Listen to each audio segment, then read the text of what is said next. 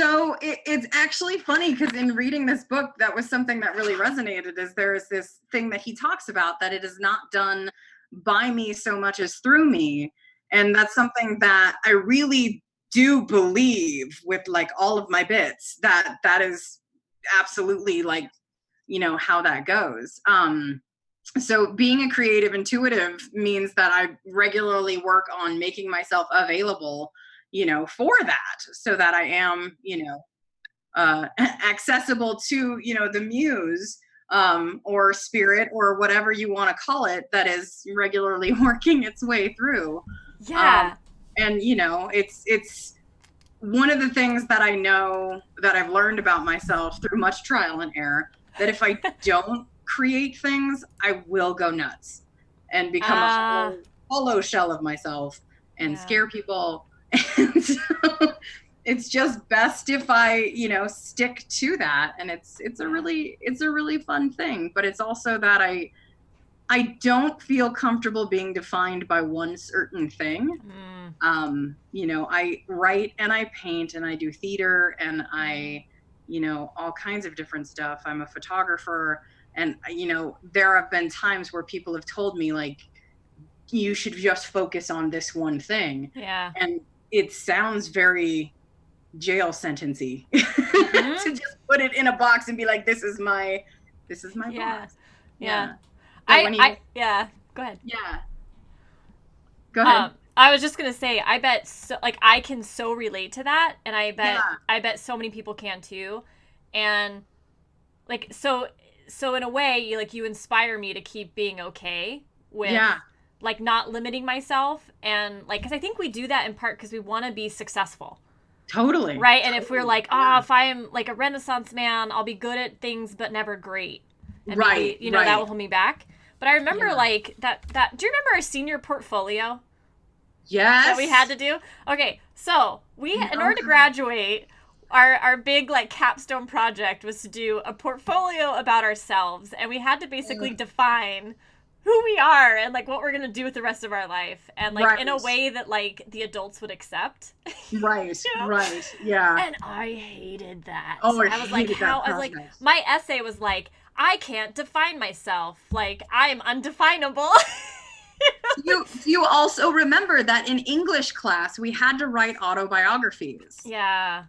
Which was a project that I was actually looking forward to until the time came to do it. And I was like, I'm like 18. What do I know? And it just seemed like there, Yeah. Yeah.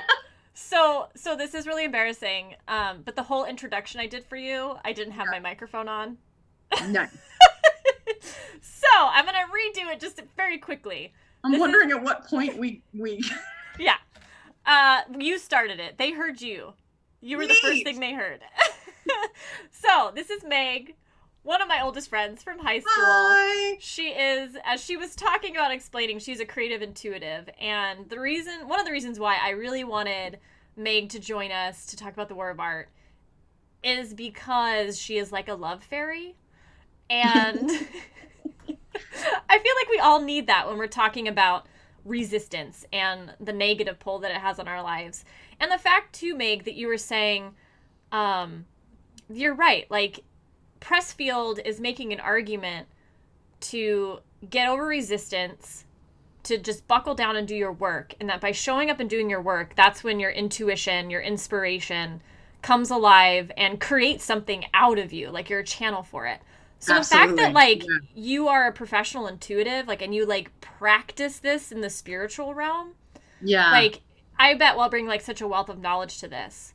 Yeah. And then the fact that you really are like a heart-centered creative, right? So you like go out and you do absolutely any art that speaks to you, and you also use art as a channel. Like those are two like sublime things that I think like Yeah. will help us. Like you'll bring such knowledge to this, and I'm just really excited. All So, right. so anybody, everybody, you can follow Meg at Upright Oracle for her intuitive works. And then you can follow her on with her pen name, because she's a writer, published on Amazon. Pretty nice to have an Amazon author page. I feel pretty good about it. Okay. M.M. Ralph. So it's Upright Oracle, which I know Punch Life Back fans are going to recognize that name because she's often with us. And then M.M. Ralph for her creative work, including her writing. So. Yeah. What do you think spoke to you the most? No, let me change this.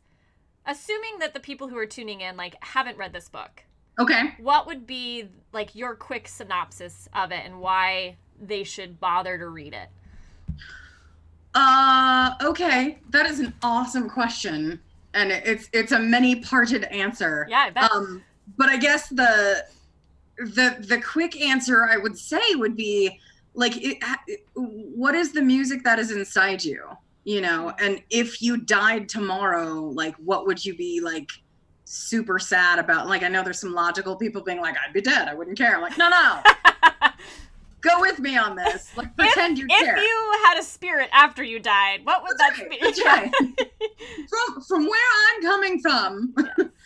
But yeah, and you know, Dr. Wayne Dyer, one of the things that he does say is don't die with your music still inside you. And I think that that's something a lot of people look at and think at. And as we've just passed, like, the halfway point of the year, we're now on the second half. I know a lot of people that I work with have been talking about, you know, it's getting late in the year and I haven't done all these things. I'm like, we still got 5 months, people, you know? So being able to kind of think about what it is that you want to bring forth in life and, you know, kind of getting past the point of shooting yourself or anything else and just being able to be that, just to bring that forth and just live in that, you know, I think would be like the most amazing thing for everybody to start to realize. And one of the things that he talks about is just kind of like being able to bring our own piece of, you know, the higher realms to earth, you know, kind of help everybody out that way. So yeah, I think that anybody should read this book that's ever felt stuck, or if you know what you want to do, but you don't know how to get there, or if you don't know what you want to do, you know, so yeah, I mean, it doesn't matter. He's not specific about it being artistic or writing or anything else. I mean, if you wanted to be a coach, I think this is a great book, for just, you know, learning to get out of your own way is really like the, yeah. Oh, that's so well said. I'm like, how can I add to that? One, it is a short read. It is. Right? It's super great. Yeah. Yeah. Hey, happy birthday to your friend. Hi, Chupo Pinto? Did I say that right? You will have to let me know. Can you see chat, Meg? Upright Oracle. Let's see. Is that something you have access to? Hello. Happy birthday. Yeah. We can't. I don't think we can sing happy birthday. I think that's copyrighted, but I can do this. Oh, there you go. Birthday dance. Yeah, birthday dance. Birthday dance. Thank you for joining me. I'm not the only one embarrassing myself for once. That's really nice. I will happily dance with you at all moments of every day. Yeah, so the book is short, relatively compared to most books. And it's not, like, it is not your typical self-help book. Like, no. I love male energy, right? Like, I need the masculine to, like, balance me out. Yeah. And, like, so many self-help books aren't at all masculine. Right. Right? And this is, like, a masculine book. Like, everything is, like, written as if you're a soldier, you're a warrior, and you've got to, like, take down this dragon, and the dragon is you. Yeah. You know, like, and, like, that kind of writing, like, speaks to me on a deep level and motivates me much more so than a lot of the other self-help books that are out there. Yeah. So, like, and he really doesn't sugarcoat it. Like, no, not at all. Like, he pulls no punches. Like, it's like he treats this as a life and death battle. Yeah. Because for him it was. Yeah, absolutely. For him it was. And so really, I think for all of us it is once we realize what it is. Yeah. So read it. Read it if you haven't, and enjoy what we're about to say. I really want that to have googly eyes on it. Can I tell you something actually really cool about this? Yeah. As I was reading this, I was like screenshotting it and like posting it on Instagram, like, oh my God, this book. And one of the things that I did was I tagged Stephen Pressfield, and he liked my post. Oh my goodness! We're like bound to be best friends. Like, this was the first step of many, but you know. That's awesome. Still, he knows who I am. Yeah, you know. So, he knows your work. That's right. He knows that I like him, so yeah. we have that in common, you know. Yeah. When does he have time to do that? Because like he like puts in this book like his schedule, like his work schedule. Right, yeah. You know, and like that guy works. Yeah, he does. He does. Yeah. I dig it. Yes. So I wonder, like, where do I... So I guess I want to start a little bit where the book itself starts. Okay. And it's with an introduction by Robert McKee. Yeah. And so he's, you know, he wrote story. He's a screenwriting guru, so to speak. Yeah.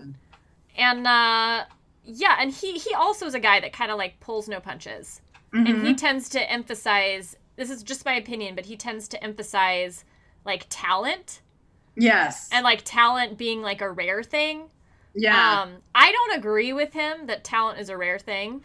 Right. But other than that, like he's very, very smart, and I really liked how he defined resistance for us. Yes. And he says that resistance is Pressfield's like all-encompassing term for what Freud called the death wish. And that's the destructive force inside human nature that rises whenever we consider a tough, long-term course of action that might do for us or others something that's actually good. Yeah. I think that's so on point, because resistance is the thing that kills us from the inside out. Absolutely. Yeah. Totally. I mentioned earlier how like when I don't write or paint, if it's been like too long since I have, like I start to slip into madness, you know, and I think that giving into resistance is one of the ways that we get farther and farther and farther from our conscious selves. And, you know, in a society that's basically built to keep you distracted, from being authentic, it's interesting to have resistance presented in such a way that, you know, we all believe it's like a sleight of hand, right? We're all watching the wrong thing. And then when you realize the magic that's happening over here, you're like, oh damn, you know, like that's what it really is, you know? Yeah. Before, you think it's this unattainable, it's so hard, oh my God, how am I going to get there? And when you start to break it down, it's really, you know, so much more attainable. Yeah. Yeah. Yeah, like, so he like unpacks resistance for us and like gives us an idea of all the different many tricky forms it takes, kind of like a shapeshifter. Yeah. And so he gives us like this opportunity to cut through the bullshit of resistance, because it takes every shape and form it needs to take in your brain to keep you from doing what you were meant to do and what will bring you meaning and happiness. Yeah. And I think to your point about authenticity is so spot on, because let's see if I can articulate this. Resistance is the thing that, now, resistance is us, right? Like it's happening in here. So it's that destructive death wish that's in here. That's a natural part of being human. We all have it. You don't have to judge yourself for having it. Yeah. Like, don't add that layer of resistance onto it. You know? Right. But it is that thing that keeps us from doing the things that express our authenticity. Does that make sense? Oh, yeah. Yeah, absolutely. Yeah. So it's not like resistance is the opposite of our authenticity. It's that it just keeps us from expressing our authentic selves. Yeah, definitely. And I think, to add on to your point, you know, what we see in the world at large is so many people who are kind of going off of basically the example that we have set for us is that that's not like, it's okay to ignore that. Like, what, does that make sense? Mm-hmm. Like it, like go along with what everyone else is doing, kind of a thing. And being authentic is not doing your own thing. Being authentic is, being, what everybody else thinks, being popular, being like, then. So authenticity has kind of like this, it's kind of like people who are like, using the term woke and, things like that, where it's starting to mean something else. Stolen it. That's right. Like, I eat at Chipotle, I'm woke. Stuff like that. Like, it's all organic, so I know that I'm woke, and stuff like that. And so I think that, one of the things that he does so well in this book, like you mentioned, like, he breaks down his schedule. And you can see very clearly, like, there's no magic potion or formula. He does do a magic spell. Yeah, right. Yeah. But he's just a guy showing up, doing his thing, just trying to like be his true self. And I think that that's so, like, I think it's just great the way that he illustrates that, and he's very, very transparent about it. Yeah, and he writes like a poet. Yes. Right, and it's like. And I don't like, poetry is not my jam. I can't believe I just said my jam. I'm woke. You're so woke, girl. I'm so woke. But yeah. So it's not my thing usually. Yeah. But he like uses enough of the poetic to get the fight across to you and convince you that it's good. Hi, Yeti dude. You're here. Oh, yay. I love me my Yeti dude. So, but yeah, there is this, like, I love what you're talking about, that, like, we are a culture of distraction. Yes. And it's also, it seems to me like it's acceptable to, like, I feel like we all probably have this, like, background noise of dissatisfaction with our lives. Oh, yeah. And it's like culturally okay to just like to do your best to tune it out, which is why it's like always this background noise.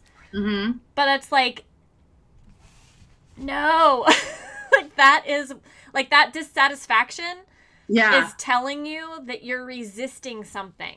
Right. That you're resisting something about who you are and what you can create and give to the world. Yeah. So like if we can like fight our distraction culture and like lean in to what is making us like itchy, or like antsy, whatever that background noise is.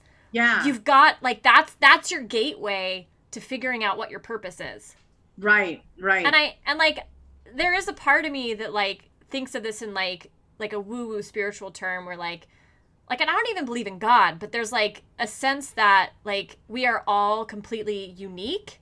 Yeah. And in that comes like this awesome responsibility to get super authentic and create what only you can create, because that's the only time the universe will ever experience that. Right. And that feels spiritual to me, I guess. Yeah. I'm like kind of like all over the place here. But like this is what his book does to me, right? Like it just like definitely.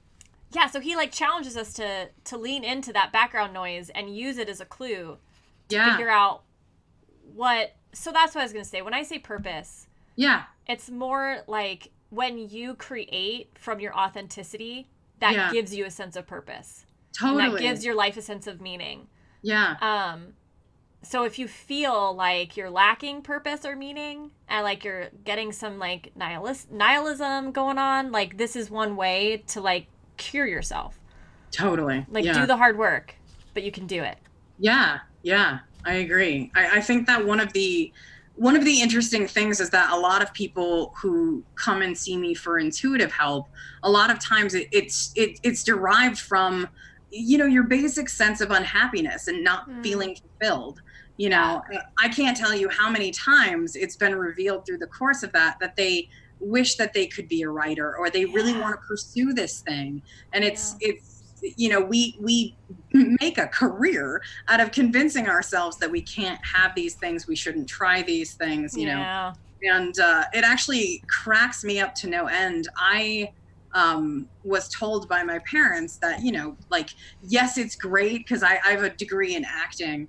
And I was told that, like, you know, this is great, but money is made, you know, in other ways. You know, there was always concern about that. Yeah. And dating my boyfriend, his mother is a painter, and she's made money all her life as an artist. Both of his brothers are sculptors. And so I show up to this situation, I'm like, now wait a minute. I was told that you would not make money if you were like an artist. So yeah. I'm pissed. You know? Yeah, hell yeah. But I think that there's so much more to it. It's, you know, it's not just what we're told that creates, you know, those filters and beliefs. It's really so much of how we keep ourselves, how we hold ourselves accountable. And there's so much that he does that's like not like being mean and not like, hey, you, I'm calling you out. It's just so very blatant that it's like, here is this mirror, get really comfortable with this picture. Yes. Like, this is what we're seeing. It's okay. We're moving on, you know? Like, but deal with the reality, you know? Yeah. And it's good. And it's very kind of interesting, you know, being, you know, a creative, as I do call myself. There are times where I'm like, do I have a right to even do that? And when I read through this, there were so many of these, because that whole chapter where it's like every page is like, here's how resistance does this. Here's how resistance does this. Here's how it gets you here. It was kind of like, oh, damn it. Like, I know, like most intuitives will tell you, like, I know my stuff. Like, I know like my triggers and my traps and stuff like that. But there's so much that this book gave me to kind of unpack and see differently. Because, you know, as a writer, one of the things that I do regularly is I'm like, hey, will you read my stuff? And then like reading that is, no, you're right. That's totally resistance. Nobody needs to read my stuff right now. Like, So there's a lot of those things that kind of go into like really getting to see yourself in a different light and bring these things forward in such a way where it is an attainable process. It's just like, you know, kind of letting the higher self take over and really getting out of the earthly way, you know? Yeah. I think we can can we safely say that we could take resistance and switch it out for self-sabotage? Oh, totally. Yeah. It's synonymous. Yeah. Like he's just laying out all the various ways we sabotage ourselves from doing work that will actually be meaningful for us. Right. Absolutely. And there's just so much to say. I really want to hit this point though, because I think it's counterintuitive. So when I think of all of the various endeavors I've done that have elicited resistance in me, I was an actress, right? You know this, for like 14 years. Now I'm, you know, a coach and an entrepreneur, and those are whole other realms of resistance. But like, I basically, like, there's nowhere you can turn that resistance won't find you. Anytime you're trying something, it's going to be there. But, I used to think of it in terms of like, am I good enough? Like, will I be successful? Like, what did my performance say about me and my worth? Right? All of these things. Like, I somehow was like, I interpreted it as being acting was the hard thing. Yeah. And it's not. Like, he says that, like, writing isn't the hard part. Right. It's sitting down to write. That's the hard part, because that's where resistance hits you. But as soon as you start creating, like, that opens up the floodgates of inspiration, of you becoming a channel for the work and like actually bringing it into the world. So he has this brilliant way of like he still wants you to master your craft. Right. So that you can like let inspiration take you in a more powerful way. Like, right? Like, if you're a channel and, like, you only operate at 50% because you haven't been working on your craft, you know, you could work at 100%. That'd be cool. Right. But for the most part, he's like, no. Take the focus off of the art, off of the thing that you're trying to accomplish, and just start doing it. Like, the focus needs to be on the self-sabotage you do. Yeah. And stop worrying about the outcome or anything like that. You just sit down and take care of the job.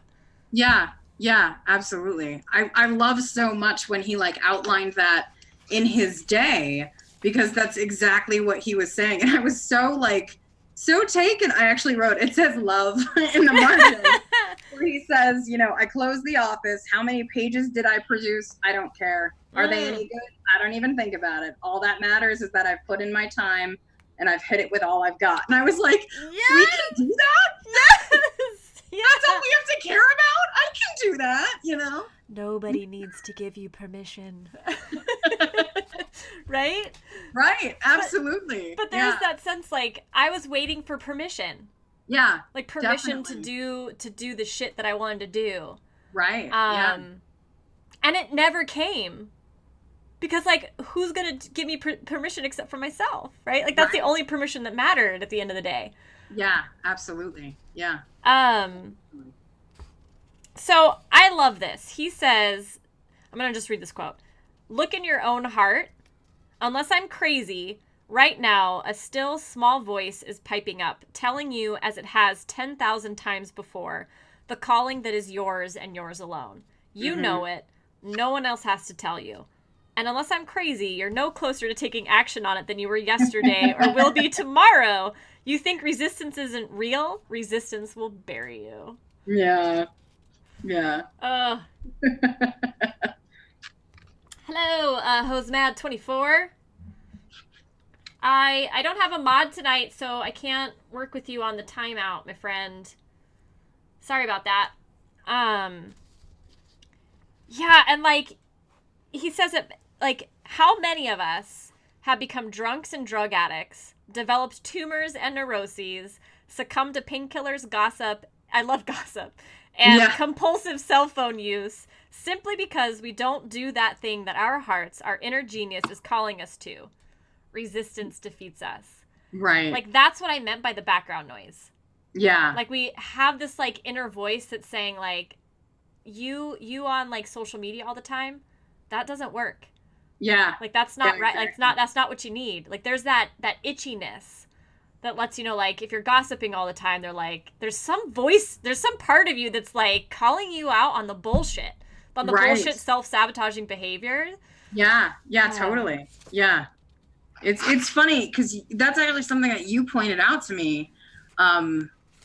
Yeah, I think you mentioned it in one of your Thursday shows, where you were talking about like binge watching an episode huh? and how like your system can really only take about like I think you said like 2 hours of it Mm-hmm. before you start to like Yeah. your body's like okay other stuff now. Yeah.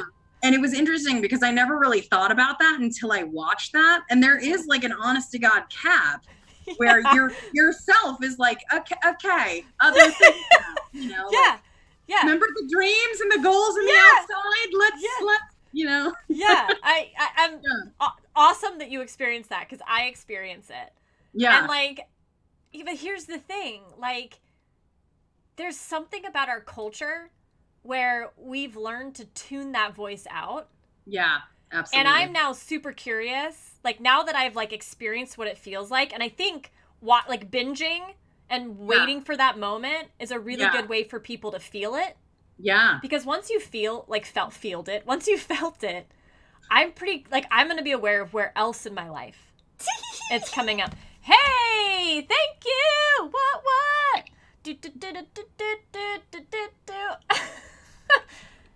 Thank you for that. That's awesome. I hope you have access to like what we're seeing, Meg. I don't. Oh, What okay. just happened? We just got like a follow. Oh, yay! Yay! All right. Yeah. That was so awesome. I was like, Catherine's really excited. And I'm not sure why, Yeah. but yes. I think it was a follow. I had a really hard time. Like I need two screens, people. I need two screens. Um. Okay. This like puts it super, super, super succinctly. He says Okay. that most of us have two lives: the life we live and the unlived life within us. Between the two stands resistance. Yes. Right? Oh, the unlived life that lives Yeah. within us. Yeah. You know, like hell yeah, we're all badass. Yeah. Like, Yeah. no matter how sad we are or lost we might feel, like inside you is this Yeah. like super amazing like thing that's gonna come out of you when you like slay resistance. Yeah, totally. It's like resistance is such a universal and legit thing, Hmm. that everybody is affected by it in one sense or another. And I know one of the things that I loved the most is he talks about it almost like some people talk about, like addiction. Like Yeah. you're never done being an alcoholic. Like you'll Mm-mm. always be one. And Hmm. he really kind of illustrated the same is true of resistance, because he's like, I did it today, let's see if I can do it tomorrow. I have every Yes. intention of it, but I'm going to wake up and that voice is Yes. still going to be there, and I'm going to have to like dig out and get, all of Yeah. those things. So Yeah. yeah, I mean, it's massive to think of it in that scale, that like we're all human trying to like rise above this, Hmm. and it's just a matter of like, you know Yep. sitting in the chair like you said. Yeah. Yeah. It's kind of like what would, I'm gonna totally mess this up. I was like, Yeah. what would Superman be like without Luthor? Yeah. Yeah, Without Batman, exactly. without the Joker. Right. Like they never really go away. Yeah. Yeah, Like exactly. like they're Exactly. they're they're really two sides of the same coin, right? Like they're like you Yeah. can't separate them. That's Yeah. like us with resistance. Like we are always on the wagon, and we are Mhm. going to fall off the wagon, and every day we have to be like one day at a time. I'm Yeah. not going to drink from the resistance The bottle, pool of yeah, because you it's know? easy to. It's so easy to. Yes. Yes. And what I realized is something that like it really spoke to me, because he talked about like, if I give it an inch, it'll take the whole Yep. mile. Yep. And I was thinking about, I know it's completely different, but I was thinking about like ab challenges.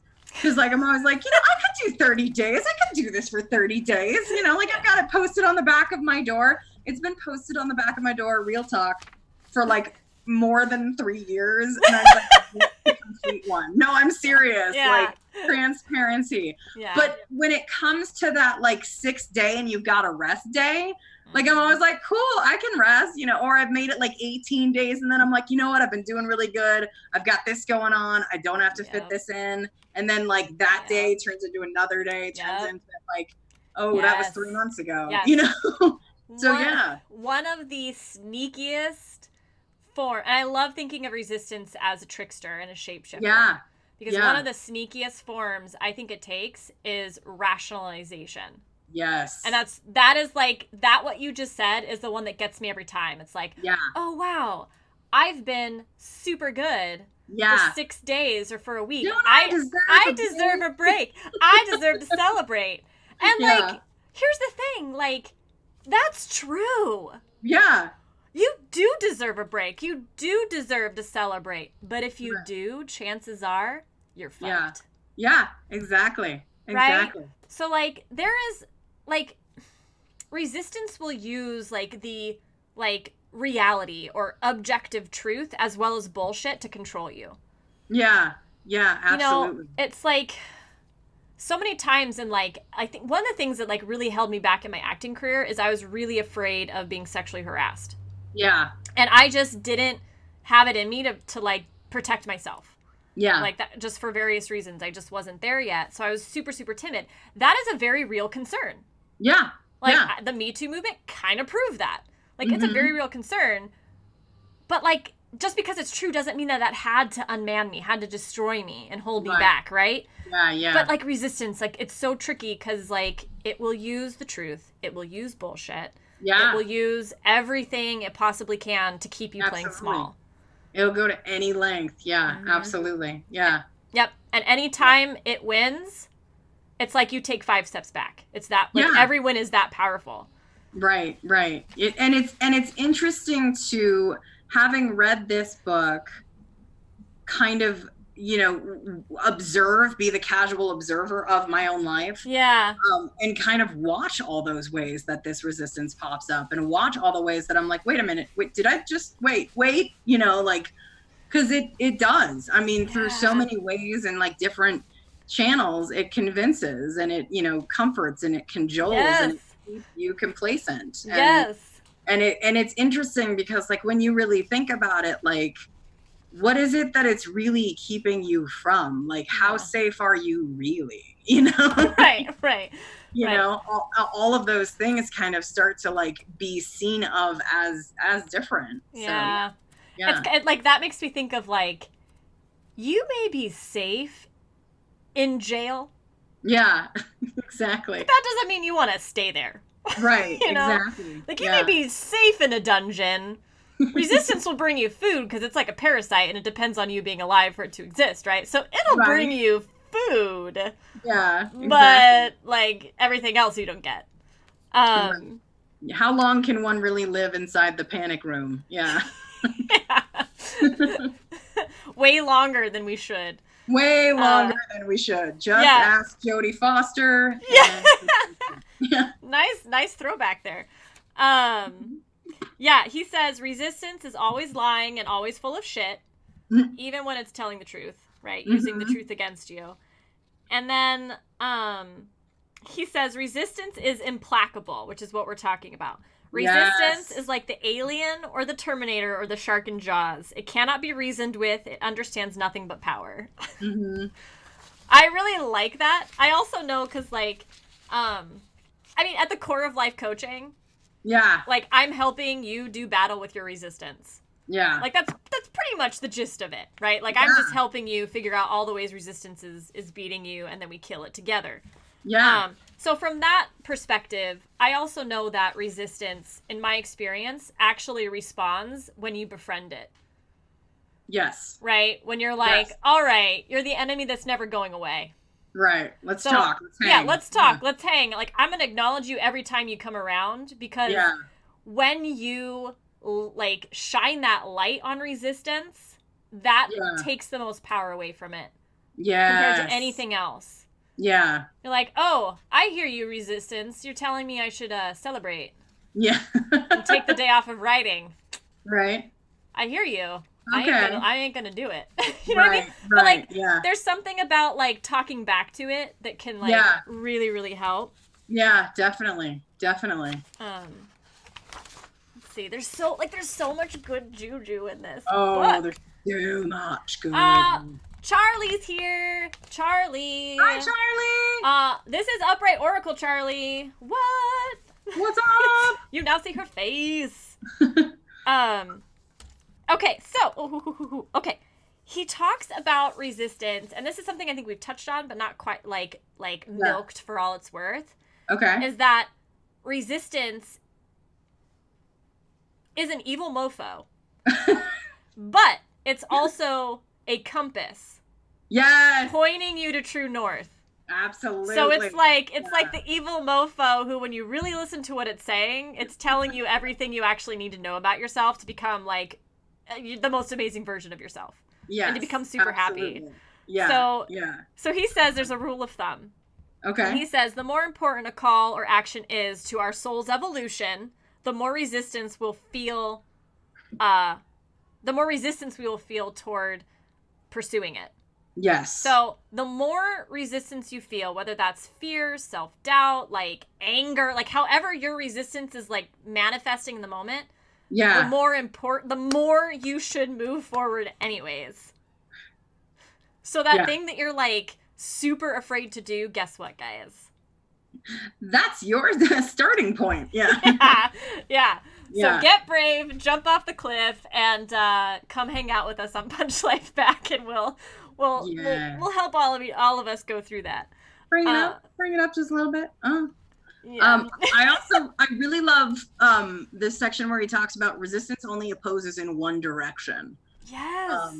That for me was a really important thing to think about, because I often wonder, like, is this resistance or is this, because yes, resistance is a compass, like go that direction, but sometimes you're like, I don't know if wait a minute, like, is this like intuition telling me not to do it, you know?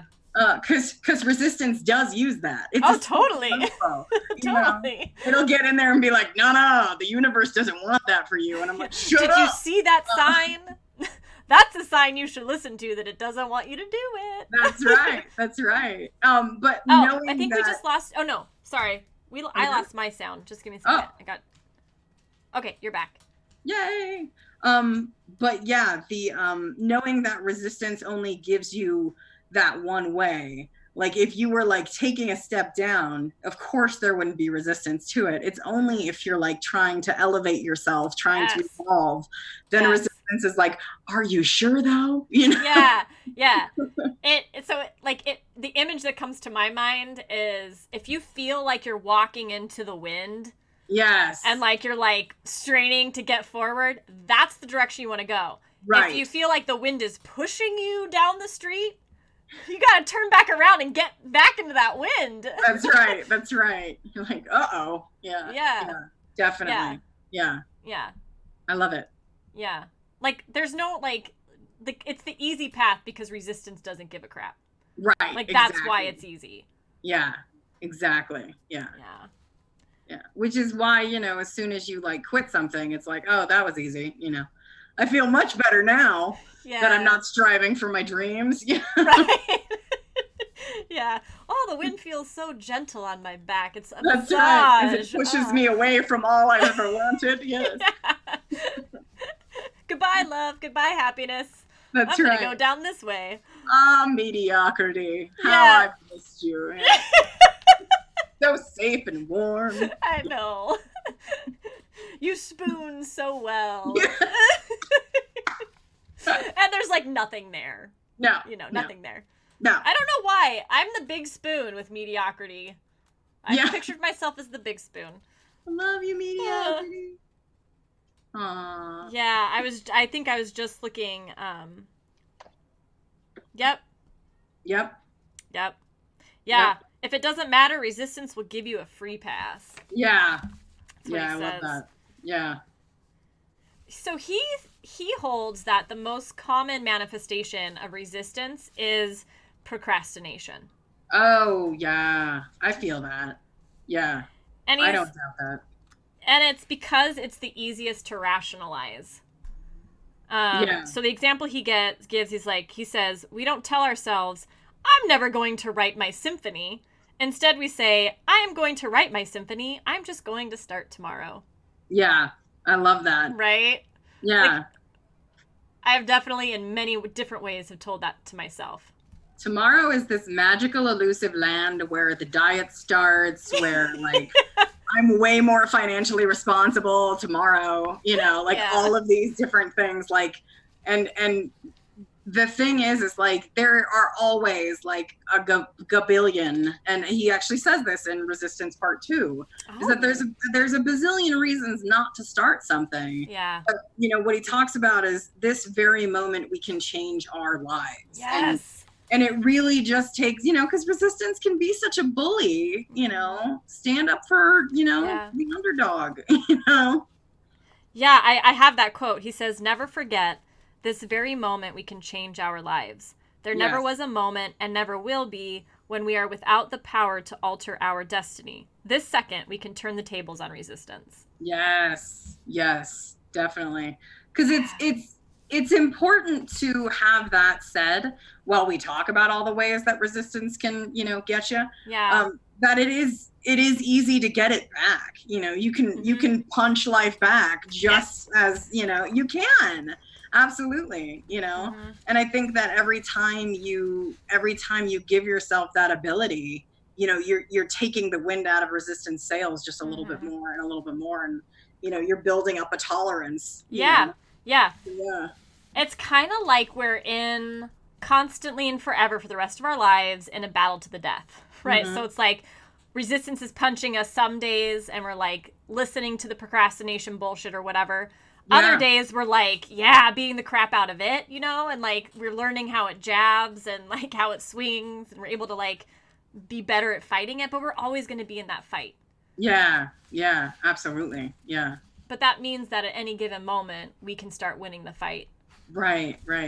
You know, so none of us have messed up to the point that's like we can't save ourselves. Yeah. So Charlie mentioned that he was late, so he doesn't know what we're talking about. Oh, Charlie is a girl. We're talking about this book, Charlie, which is backwards. Oh, that doesn't help you. It's called The War of Art by It's not backwards. I read it. Not? Yeah, The War of Art. It looked like it was backwards, but maybe that's just my screen. I also have it on the page for people, like on the stream. Yeah. A little art, but I love you showing it. Anyways, Yeah. I still wanted to have googly eyes on it, but Yes, yeah. absolutely. Charlie, it is a very short book, and it is super badass. Like, it's so good. Yeah. Yeah, it is like you just have to if you feel like Resistance ever beats you, and considering how long I remember it taking you to decide what you were going to paint on that metal thing. And I know that Resistance gets all of us. I totally think you would like it. Yes. I hope it's translated. I hope it's translated into your language. So, yeah, I love it. Like, our note, like, the things we want to talk about, like, we're going, like, to the same points, Meg. I don't know if you've noticed. Yeah. On track. Oh, another thing that I thought was so intelligent of him is another way that Resistance will trick us is by getting us into trouble. So anytime we find ourselves doing something that gets us into trouble and we're like, why did I just do that? Yeah, because you're probably experiencing resistance. Totally. Yeah, and he says, anything that draws attention to ourselves through pain-free or artificial means is a manifestation of resistance. Yeah, absolutely. Like, the only currency that matters to Stevens Pressfield is work. Yeah. Did he show up? Did he put in the work? Yeah. Everything else, like fame, fortune, all of it, even if it comes from the work, like, it doesn't matter to him. Yeah. I really did love that in this book, he kind of trades off talking about the artist, in, female voice or male voice. So it's very inclusive in that. And I really did appreciate that. And I think that was one of the reasons when I was like, he's talking to me, like, it's interesting to kind of have, a male writer who's writing a self-help book, and then he's writing, you know what I mean? Like, he's writing about the artist as a she, and I was like, okay. Yeah. It was nice. And, like, having the same tone, like, I mentioned how much I love the male energy to the book. Right, yeah. Because for whatever reason, like, that motivates me a lot. Right. A lot. Yeah. I mean, obviously, I talk about us being, like, unstoppable heroes all the time. Totally. And, like, warriors, so it just speaks to me. And so he doesn't, like, change that just because he's referring to the hero or, the artist as a she. And I really appreciated that. I really did too, because, like, he talks about she as a badass warrior, in who's doing all these things, and not like, oh, like, she's so great, isn't she pretty? Look at her over there. She's Yeah.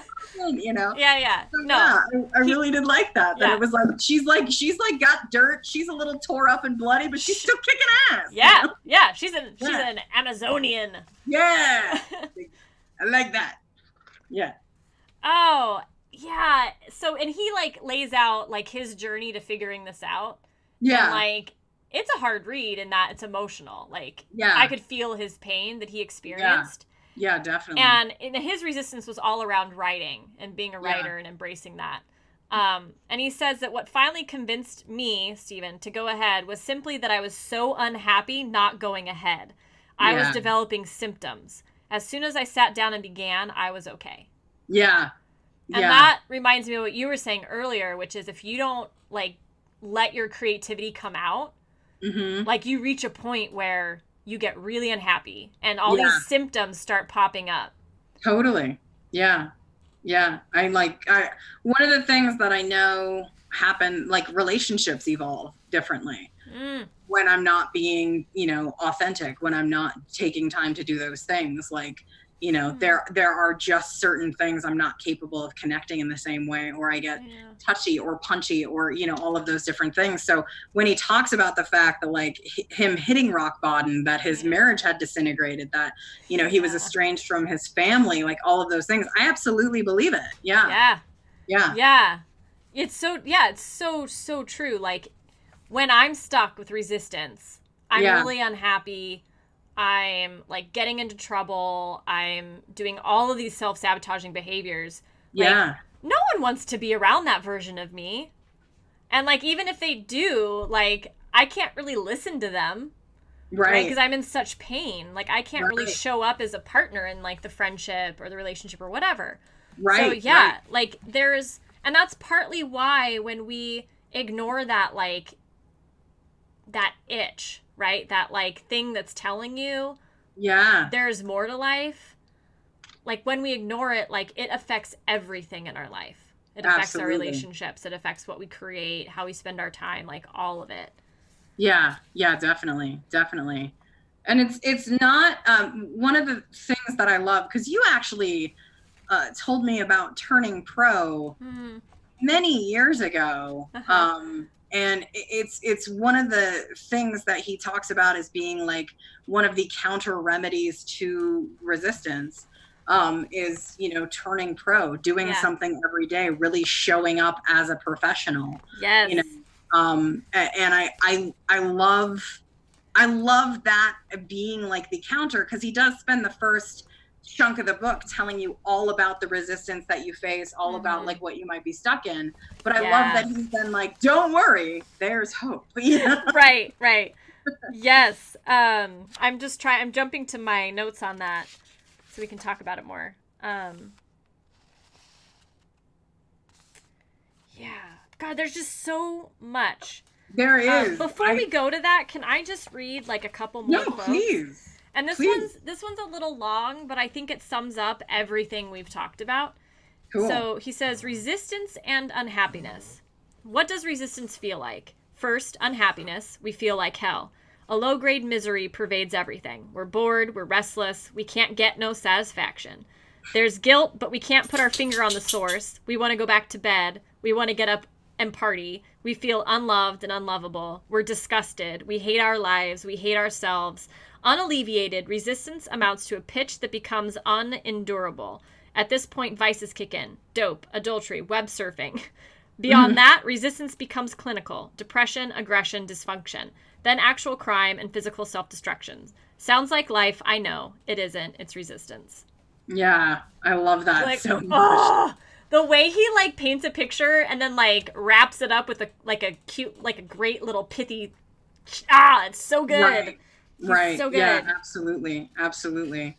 I love in the section on resistance and healing the quote that I like, and I love books a lot. I don't know if you can tell. So I actually like folded the pages back a little bit. Yeah. Things that I love, which means I really, really loved it. Yeah, Charlie, you Yes. do need this. You so you got like to read it. you got to read it, and you've got to come back and talk to us about Yeah. it.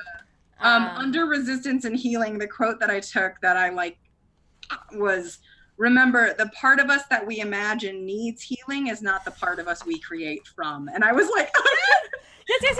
Oh, I'm gonna post that on my wall. yeah. So I've got to find that because the rest of it, like, where did I put that one? Oh gosh, burps. Do you have the rest of the quote? Yeah, I do. Okay, read it, Yeah. please. Okay, so remember, the part of us that we imagine needs healing is not the part that we create from. That part is far deeper and stronger. The part we create from can't be touched by anything our parents did or society did. The part is unsullied, uncorrupted, sunproof, waterproof, and bulletproof. In fact, the more troubles we've got, the better and richer that part becomes. Yes. Yes. Yeah. I love that. We all have this, like, unchangeable, like, okay, this is why obviously I was like super stoked about this quote, because Yeah. I talk about resiliency all the time. That's the kind of coaching I do. Yeah. And like, I mean, I had some, like, I don't know, like, I hesitate to share my story because I'm going to say, like, I've experienced abuse, right? Yeah. But, like, I compare my abuse to the stories I hear of abuse, and, like, my abuse was, like, a light version of abuse, Yeah. right? Yeah. Comparison is a stupid thing to do, but whatever, I just did it. Because that's Yeah. my insecurity around sharing the story. But Right. the result of my abuse was that I walked through life feeling like at any moment I could be abused again. Mm-hmm. Like, I wasn't able to protect myself then. Like, why would I be able to protect myself now? So, Right. like, that was a way that resistance really held me back. Like, I mentioned that with acting. I was afraid of being sexually abused.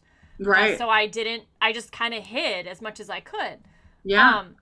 It wasn't until I realize that there is a part of me that nobody can touch. Mm-hmm.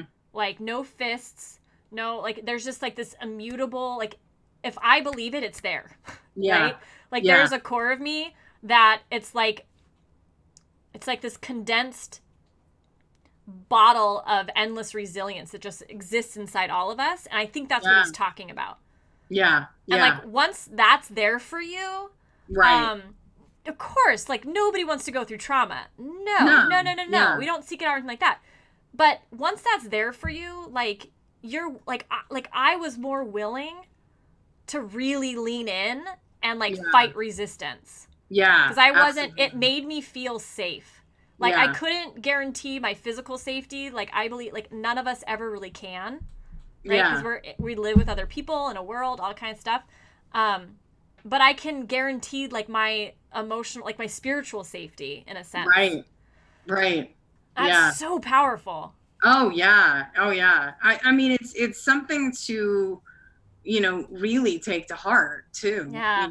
That it's the part of you that you, and he said it, that you perceive as, you know, needing healing, Yeah. being broken, you know, Yeah. it's not where the creation is coming from. So we do, Yeah. we lie to ourselves that, you know, once we do this, then we can, Yeah. you know. Yeah. Once I feel this way, then I'll Right. create. Or once I've Totally. healed from X, then I'll create. Yeah. Like, we totally. do that. Like, he also says, like, oh yeah, like, people will let the flu stop Yeah. them from writing. Yeah. You know, stop them absolutely. from doing X. Like, he doesn't let the flu stop him. Yeah. He said something like, short of, like, the government falling apart or, like, a family emergency, he Right. sits down and does his work. Like, Yeah. because he does not care what you Right. produce in any Right. given moment. He just cares that you beat resistance. That's Yeah. what he focuses on. Yeah. Yeah. I like that. Yeah. So good. I totally take sick days from work. I totally do. And then you don't write, right? You just, like, I don't. Well, I'm also a terrible sick person in that I hate, like, having to take sick time to be sick. I like to, like, be like, oh, and then stuff with my sick time. Yeah. So yeah, no, but I mean, I think that's knowing that nothing has to stop you unless you let it. Yes. Is such an overarching, like, way to, you know what I mean? Yes. Like, it's kind of a whole different lens to start to look at things through. Yeah. Yeah. He's got this quote that just stands out to me. He says, Yeah. the opposite of love isn't hate, it's Mm. indifference. Yes. Yes. So good. Because, and, like, let's see if I can articulate why I love it. Yeah. One, when I find myself criticizing other people, Mm-hmm. it's because I'm stuck in resistance. Yeah. So it's like, if I see something I hate in what you're doing, and I'm going to go criticize you or I'm going to gossip about you behind your back, Right. it's because something's going, it's about me. It's all Right. about me. It's always Right. about me. Yeah. So yeah, like, the things we hate, if we find ourselves being hypercritical, resistance is going on somewhere. If we just feel Yeah. different about something, Yeah. resistance isn't playing a hand. Right. And that right. was, like, an interesting clue too. Totally. Yeah. I really liked that whole bit, you know, talking about, like, yeah, like love and criticism.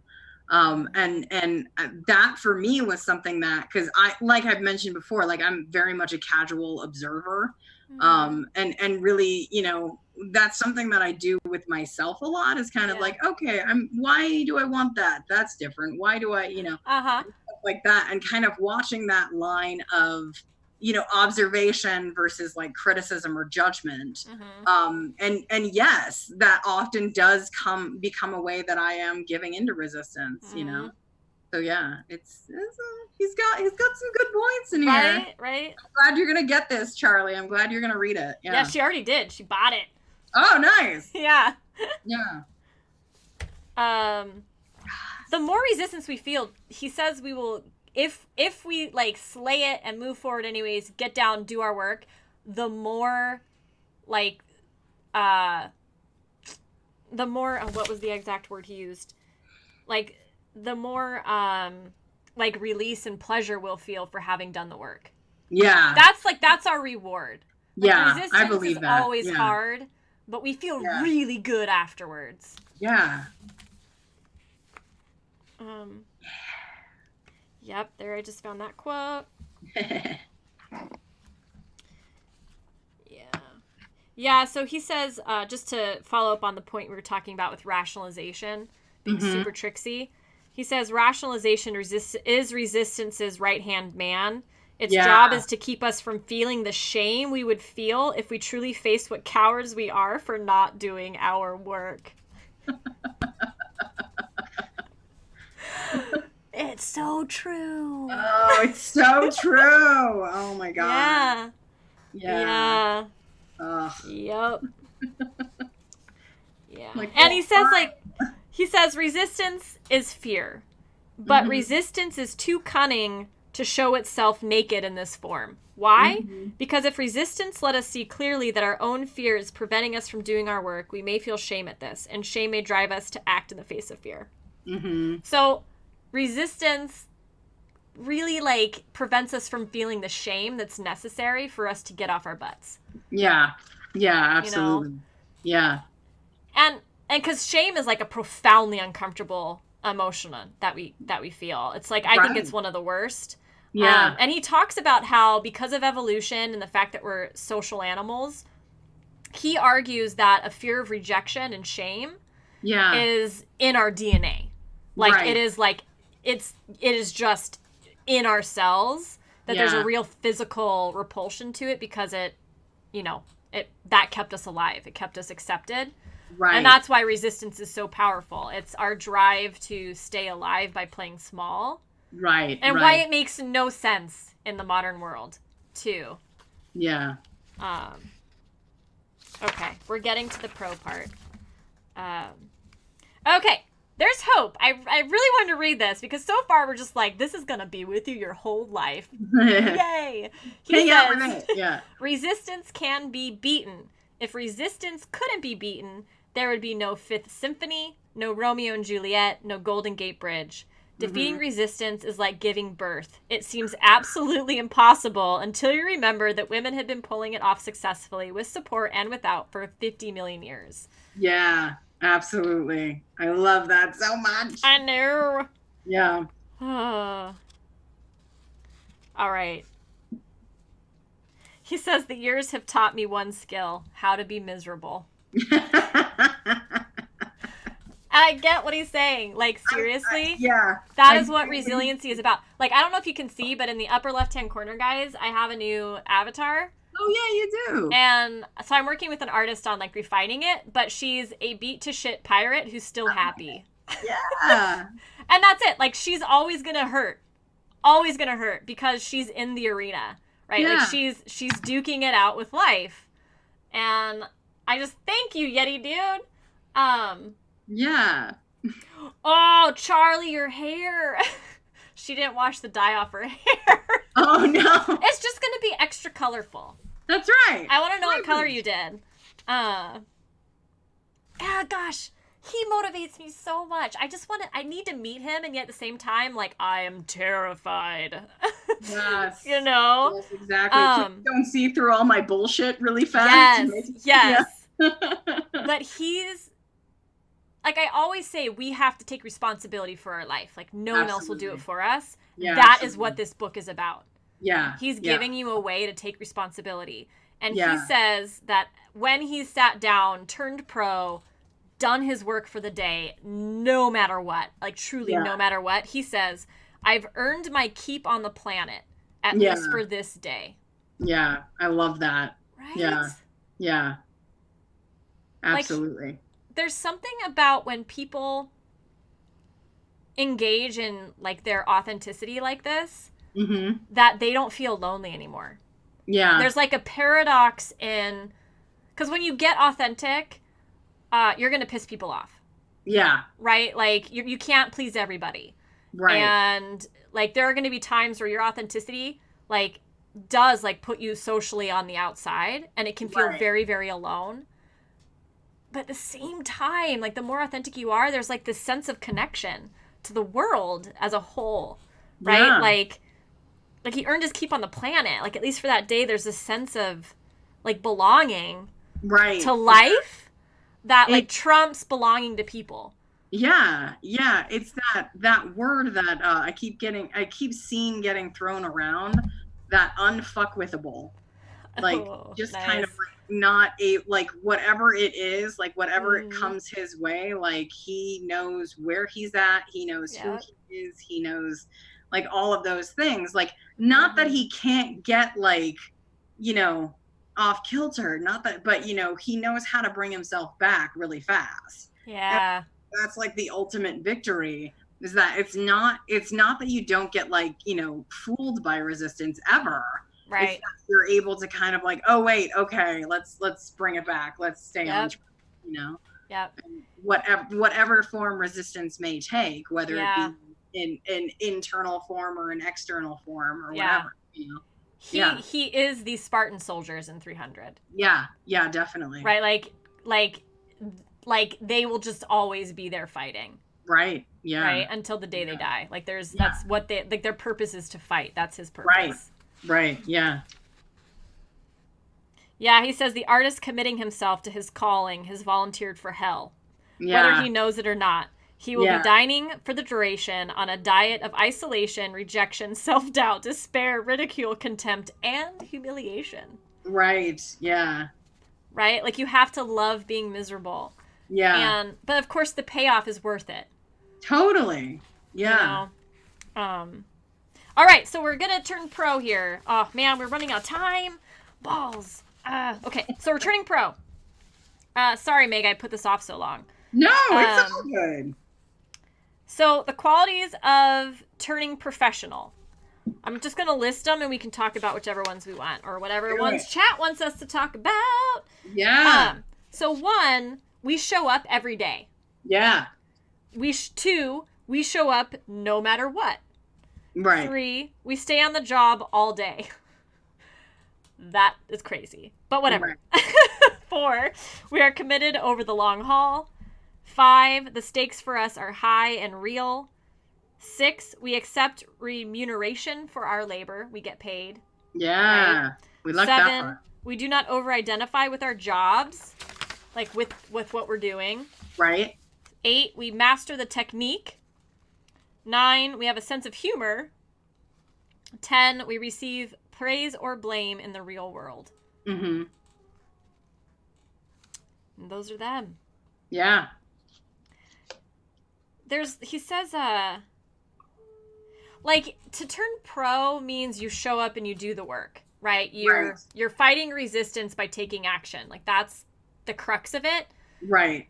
And then the rest of it is, like, a mentality you adopt that allows, like, that lessens the power of resistance. Right. So he argues, like, if you think about doing your work for a paycheck, right, it turns it into a job and you fight it a little bit less. Right. Like exactly. You don't over-identify with like you basically what he's doing is coming up with clever ways to take your sense of self-worth away from what it is you're doing.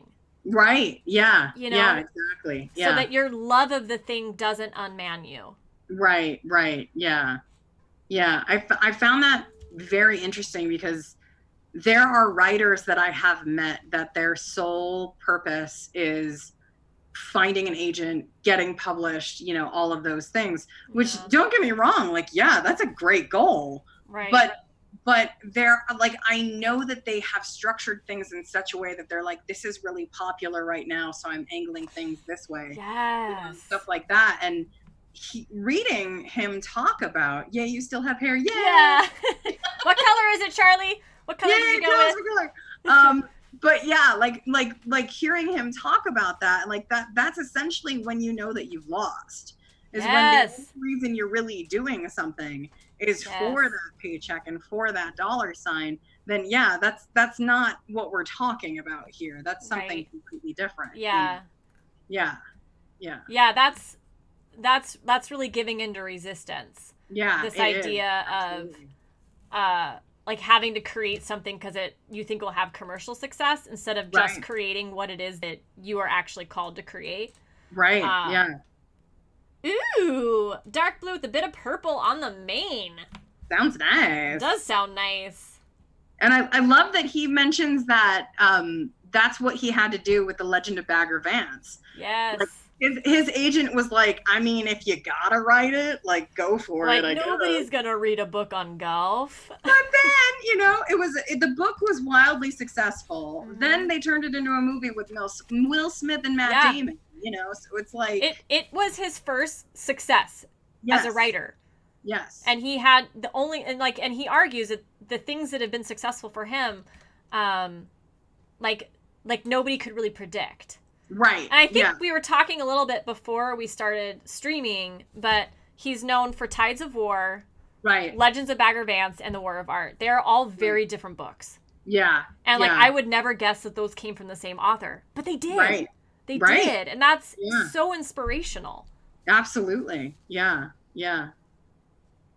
Speaking of inspiration, he really hits home that inspiration hits us when we work. Like the only way to be inspired is to show up. Yeah. And I love I don't think resignation is the right word. What's the word I'm looking for? Well, that he like sits down and he like surrenders essentially to the muse. He says this incantation, this spell, if you will. Yeah. To kind of bring down, the inspiration in the muse and kind of like ask that his story be touched and imbued with all of these things. And in so doing, he kind of clears the way for all that to step forward. It's really, it's a really like profound way to begin a practice. I'm glad you brought that up. He has a ritual. Yeah. So he shows up every day early in the morning and then writes to straight to 3 p.m. or something. Like that's what he does. So when he shows up to write, he starts by saying this poem that a writer friend gave him at some point that has to do with the ancient Greek muses. Right. And he basically invokes them to help him write. Right. And man, I love the idea of personalizing a ritual. Oh, yeah. To remind yourself that resistance is a battle. Yeah. Right? And then to just once you show up, to surrender to the process. Yes. And not be attached to the outcome. That's what the ritual, I think, signifies. Yeah. Yeah, absolutely. I love that. It's actually something that I was really kind of delighted to know that he did that, because it's something that I've thought of. Yeah, it is. As far as sitting down and kind of making that time in that space. And, we've talked, I have an hourglass that I tend to flip, when I'm kind of I've got all these things to do, just give yourself this time, and it's something that I've thought of doing to kind of help be in that space. Yeah. To kind of, say these words or, those kinds of things. And when I read that he did that, it was kind of one of those things where I was like, see, you see self, you know stuff. You do know stuff. Go self, you go, Yeah, trust yourself for sure. Definitely. Yeah. It was really a lovely practice to see that he does that. And it's kind of that whole flipping of the switch. Now I am working. This is what I am doing. Yes. I'm dedicated to this. Yeah. Until it's time to not, Yeah. Yeah. One, I don't know if I'm going to call it a trick. Sure. One resiliency trick is to surrender to life. Yeah. Right? And be okay, I know there's going to be good stuff. Great.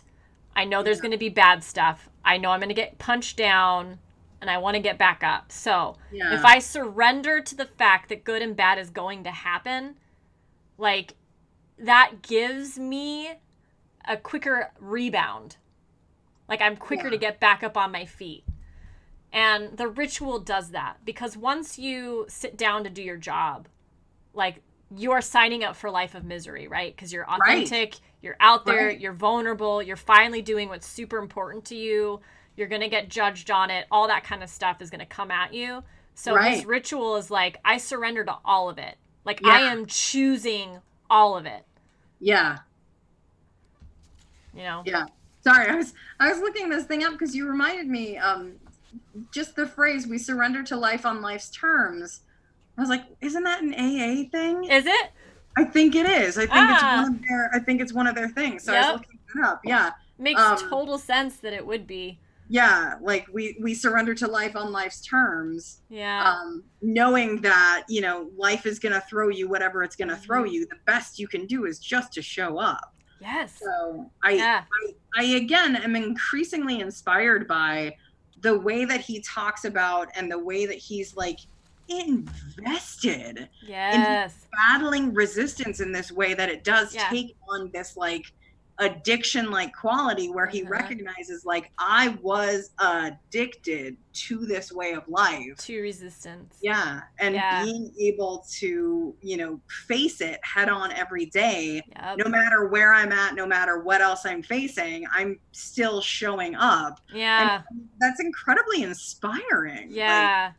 Yeah, it makes me want to like have chips, you know, Totally. like We to need give chips. out. Maybe that's what my like emoticons and stuff can be around these chips, you know. Yes, I Like love I could it. do Pirate Doubloon chips. or Pirate something. doubloons. Here's your pieces of 8 for kicking Yeah. ass. Yeah, totally. Oh, I But like what you were just saying, like life is full of these paradoxes. Yes. I am finding. And Yes. one of them seems to be that to engage fully with life Yes. means you surrender Yes. to life. Yes. And I never would have put those two together. Right. Right? Like, Yeah. how can engaging mean not engaging and just surrendering? Right. But it's yeah. what's required of you.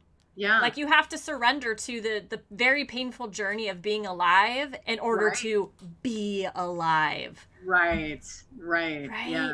Yeah. Yeah. That's so beautiful. I Yeah. really do think the ability to surrender is such a strength. Like, Yes. it's one of those things where like knowing that whatever else that you may want to do, I mean, all of these things get taken into account, Mm-hmm. but knowing that it's one of those things where it's not done by me, it's done through me, means Yeah. that you are in that sense kind of in a partnership Yes. with the higher realm. Yeah.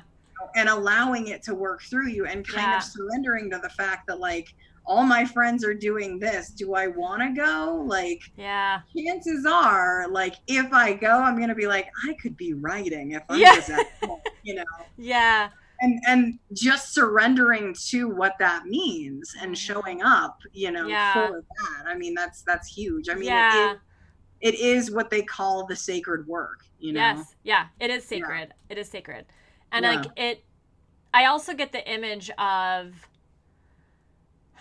like, you know, those like these are the most inspiring heroic moments for me in stories. But it's Yeah. like you've got the hero, right?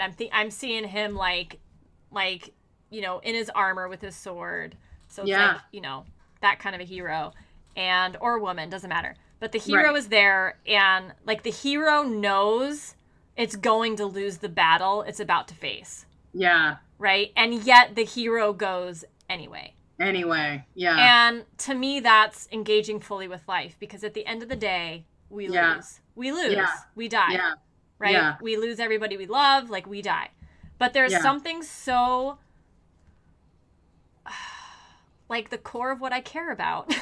Yeah. And the fact that facing that and going into it and engaging by surrendering to the truth of it and saying, I don't fucking care. I'm here anyways.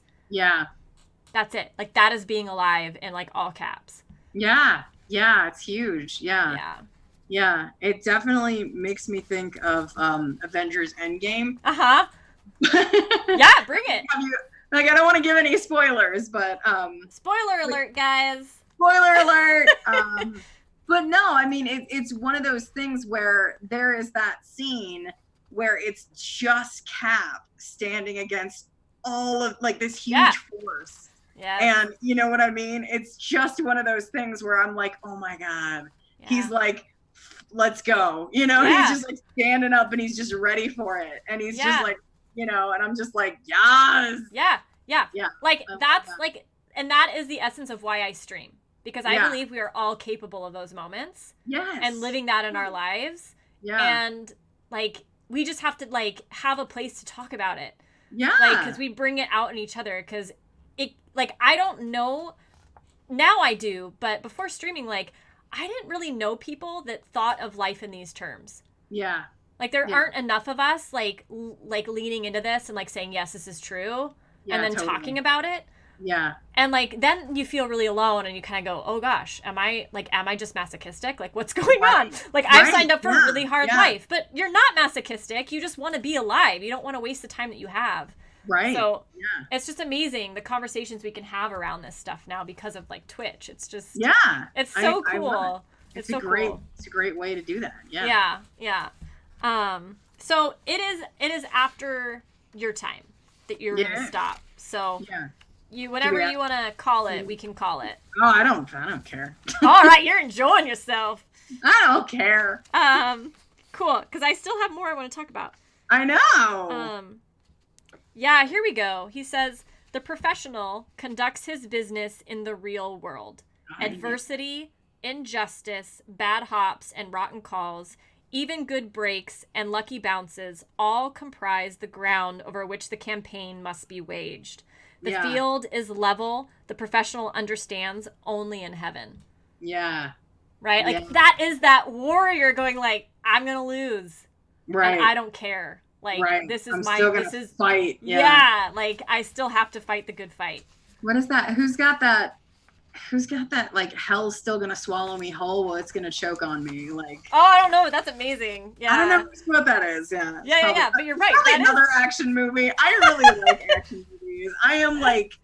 I believe very firmly that things that are written were written, even if it's done in, and he actually discusses this, and I love that he talks about, like, resistance that came up for him was thinking that in order to write this book, he needed to write it as a metaphor. Yeah. That he needed to write it as, like, a battle, and people preparing for battle. Like, he couldn't just write it. Yeah. And I do believe very much that in, like, the Avengers movies, in, like, all of those things, Pirates of the Caribbean, Lord of the Rings, all of these things, you will see these, it's just evidence of human, and how we all struggle in whichever form, to, throw our own ring in the fires of Mordor, and to, all of these different things. Like, it's part of what being human means. And there's evidence and proof and love and, success and clues, your own journey in all of these things. Well, and that's like all of those stories move us. Yes. Because what he's saying is true about human nature. Yeah, exactly. Right? And because what I'm saying is true, that each of us are this. Yes. Like, we are all heroes. Like, we're all capable of this kind of heroics. Absolutely. Like, no one's gonna know it's happening, and it's all happening in here, but oh my god, the world in here. Yeah. Like, I like, when I really, like, lean into this and, like, I stream and I talk about it, like, I, like, feel like I'm in Lord of the Rings. Yeah. Like, I feel like I'm LARPing in a way. Like, I just, like, I identify so closely with those characters now. Yeah. That it's like, like, they are my companions on my heroic journey now, because I'm living what they lived. And it's so cool. It goes to that idea of, like, not feeling alone, even though sometimes you are very much alone because you're doing hard work. Yeah, absolutely. Yeah, absolutely.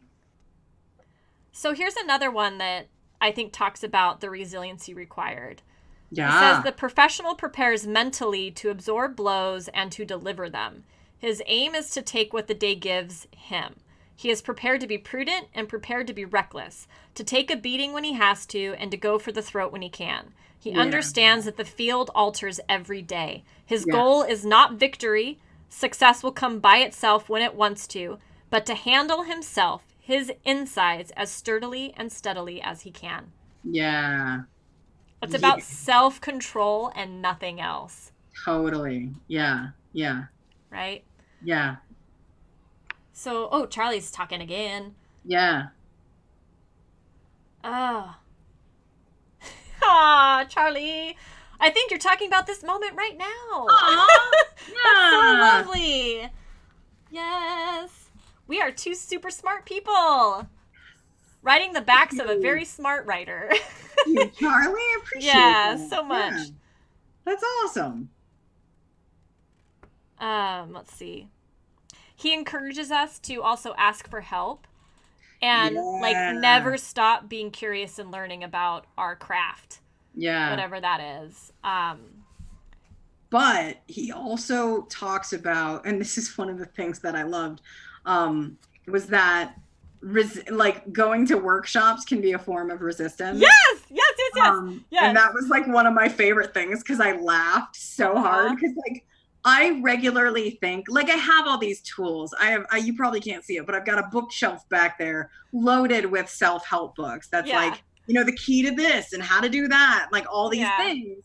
So whenever I'm like, you know what, I want to get serious about this, I should probably read this book, or I should probably, you know, instead of just taking the action, I'm always like, let's learn how. Yeah. Let's make the action. Yeah. No. What he is saying is you do the work. Yeah. And you learn how. Absolutely. But if all you're doing is learning how, that's preparing to get ready to begin, and it doesn't work. Yeah. But I think we do. I think we fool ourselves into that so much because there's such safety in that like preparation, like training stage. Yeah. You know, like, no, I know it's a wooden sword, but I'm good. Yeah. Like it gives you temporary relief. Yeah. From the unhappiness you're feeling from not taking action. Yeah, absolutely. Right? So it's like super tricky. Right. Yeah. Oh, here we go. Here's a female one. I was like, man, I found all the guy ones. But he says the professional identifies with her consciousness and her will, not with the matter that her consciousness and will manipulate to serve her art. Yeah. So again, it's just like she cares about her self-control, not what her self-control produces. Right. So the job is to produce, not to care about the outcome. Yeah, that's such an interesting thing. And I think that's like, you know, we've talked before about this. Like one of my large things is very much all about be the arrow, not the target. Yeah. And I think that getting so fixated on an outcome really does start to change how you move toward it. Yep. And it often pushes it much farther away. Yeah. And I think that it's such a powerful thing to just be doing a thing for the love of the thing and continuing to develop that skill without, you know, a desire to make it rich, make it big, you know, all of those things with that. Yeah. Like he said, success comes on its own when it wants to. Yeah. You know, like that's really not that's above your pay grade. Just do the work, you know? Yeah. So in life coaching, like people come to you with a big goal, right? Yeah. And as a life coach, I'm always checking their reason for doing it. Right. Because if the reason is not really connected to who they are, like if it's a surface reason, when they succeed, they are going to be dissatisfied. Yeah. So this connects to that idea in that you can produce work that gets you successful, right? Like you can focus on writing something you think people will buy. And then maybe people will buy it, right? And then maybe that'll become a movie and you'll become a big thing, right? So like that does happen. Yeah. But it's a cheap success. Right. Because it's not actually connected to the work that matters to you. Like you sold out. And because you've sold out, you're going to be dissatisfied with that success. Right. And then wonder, well, what's the meaning to life? Right. Whereas if you were the arrow, if and when that success comes, you're going to be like, yes. I knew it. I knew this was meaningful. I knew this was significant. Right. Yeah. And I think that's, you know, something that Joss Whedon, who's a creative, I really love. So cool. One of the things that he said that was so profound, especially when they canceled Firefly, was that he would rather be somebody who created something that 10 people have to watch. Yeah. Than something that 1,000 people just kind of like to see. Yeah. Exactly. That's huge, you know, and for a show that had less than a full season, I think there's only 14 episodes of Firefly, but it is transcended through so many, Yep. you know, things. And a lot of his other things, Buffy was Yeah. like, you know, Yeah. Yeah. yeah, and continues to be, you know, Yeah. and there's so much to so much of these things. Yeah, I know, Yeah, us right? too. It's Us so too. devastating, right? These are It's all really terrible. fun. Yeah, devastated Yeah. too, Charlie. Yeah, it's so terrible. Yeah, But yeah. that's the thing. Is like it's so far reaching. Yeah. You know, and none of those people really expected that to happen. They were just, you know, doing what they were doing Mm-hmm. to the best of their ability with love, and that's what came out of it, you know. Yeah. Yeah. Yeah. He is a great example of someone who didn't go for cheap success. Not at all. No. Yeah. Yeah. And like I need to hear those people. Like I need to know about them. You know, Totally. like Yeah. because Yeah. it shows you, right? Like Yeah. yeah. Absolutely. Absolutely. Well, because the first Avengers movie, now we're on a Joss Whedon tangent, Yeah. but the first Avengers movie was like groundbreaking, you know. Uh-huh. It was, you know, it was very important, you know, and there are so many people who do those things that they're just, you know, when it's done out of love, Yeah. you know, it really does resonate with everybody. And Yeah. it resonates Yeah, yeah. for, you know, time. Yeah, I mean, Yeah. authenticity is powerful because we recognize it. Yeah. Yeah. Right? So, like, if you go for the cheap win, yes, we're going to know that's not authentic. And we're going to be like, totally. I'll maybe pay $6, but at the cheap theater, but I'm not going to buy it. I'm not going to go see you at Comic-Con. Like, I don't really care.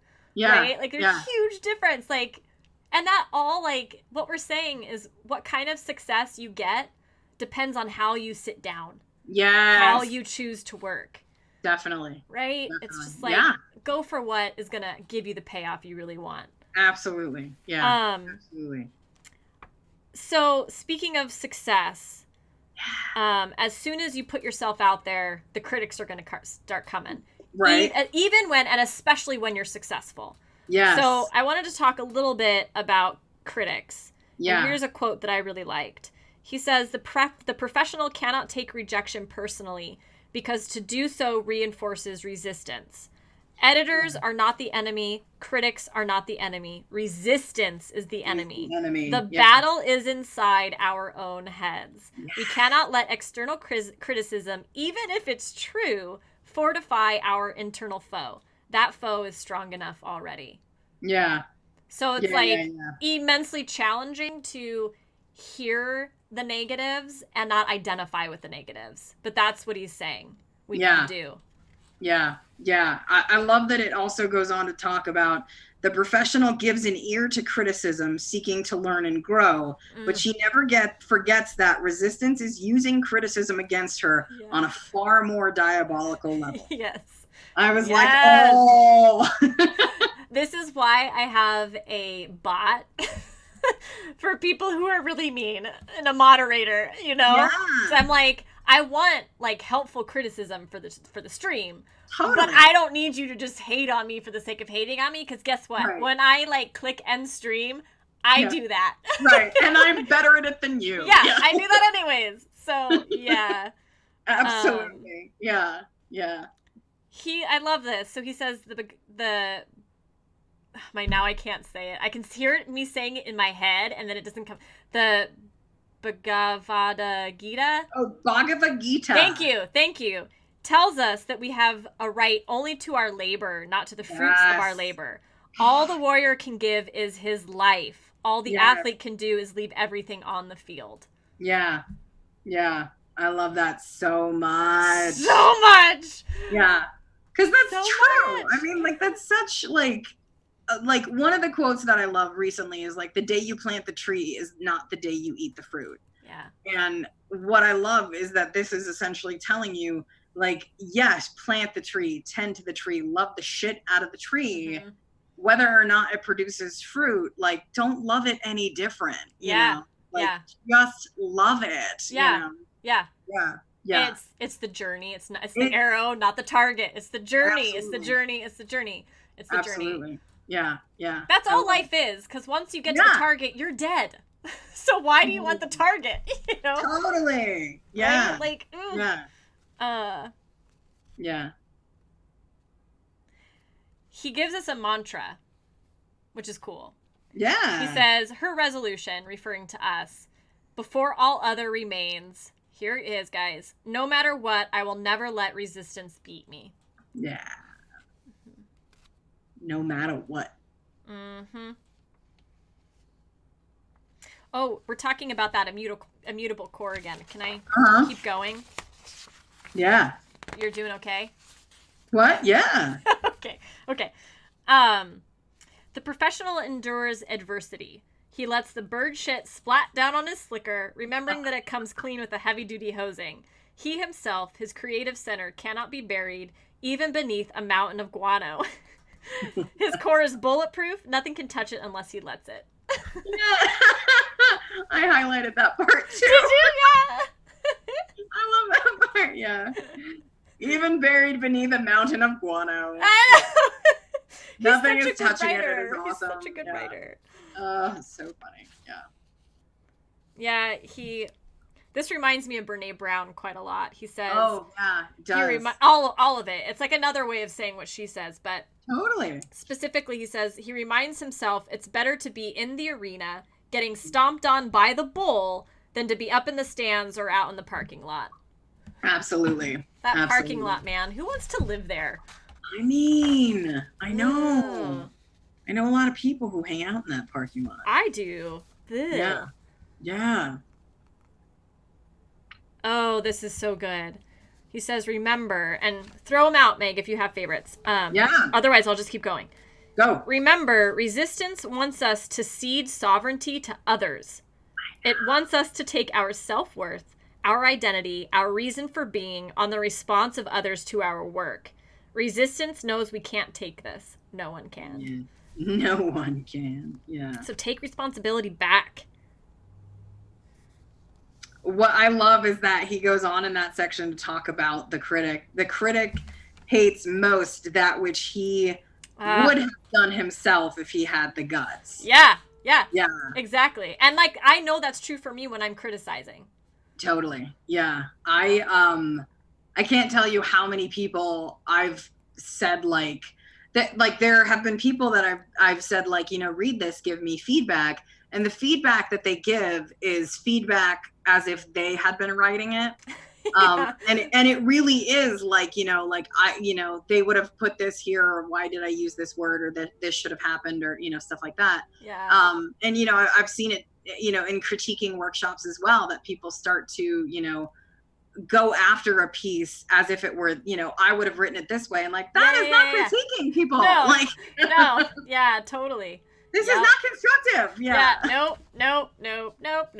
So yeah, I mean, I think that you get really close to, and anytime you're putting yourself out there, you challenge the people who aren't. Yeah, exactly. And they have to deal with that, and sometimes the way they deal with that is being poopy. Yeah, and that seems to be particularly true about the people closest to us. Yeah. Because they're used to us existing a certain way, yes. And often our families adopt a culture of existence. Yeah. So you're really like, you could be challenging the like status quo of your entire family or friend group. Yeah. So that can be really, really hard for sure. Yeah. But the payoff is you're now maybe an inspiration for them once they get past their fear. Yeah. Right. And then look what you've done. That's amazing. Yeah, absolutely. Absolutely. I love this. He says there's no mystery to turning pro. It's a decision brought about by an act of will. We make up our minds to view ourselves as pros, and we do it. Simple as that. Simple as that. I love that. Yeah. Yes. Oh, this is so good. We're almost done. I think, right? Yeah. Yeah, definitely. One of the things, like my biggest takeaway from the book, and like one of the things that I folded down, that's how much I loved it. Was when he's talking about nothing else matters except sitting down every day and trying. Yes. Not succeeding, not but that's winning. Sit down every day, just fucking try, Yeah. Don't let resistance win. Don't let it tell you can't, or, don't feel satisfied to feel small. Like, just try. That's, that's half the game right there. Yeah. Know? That was my next quote. Oh, was it? Oh. Yeah. Yeah. And he follows it up with, the reason why that works is because a process is set into motion in which inevitably and infallibly heaven comes to our aid.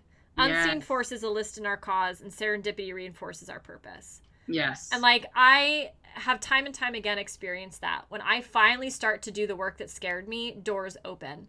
Yeah. And like, he puts it in spiritual terms, but it's also just very practical. Right. Like, if I never started streaming as a life coach, I would never have met Charlie, right? Like, I would never have met like Guano Maestro. Like, these people that are now doors and like connections to my life would never have existed. Like, that's a no-brainer, but it's often overlooked and underappreciated. Totally. Yeah. I posted on Facebook, someday soon I will be a published writer.